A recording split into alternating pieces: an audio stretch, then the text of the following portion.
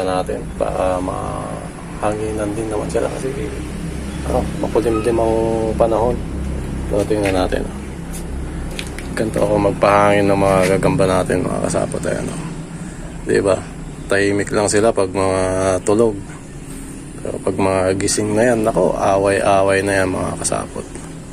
Ibang gagamba natin. Ito pa. Ito, ano to? Nagmult to, kamumult lang to, mga kasapot. Ito yung gagamba na yan. Nagmult yan eh. Ito. Ayan. Kaya nilabas din natin, mga kasapot. Ito yung mga ibabang gagamba natin, oh. Ayan, oh. Isa. Sapot, oh. Ayan. Ayan. Diyan lang sila. Ito. Ayan, oh.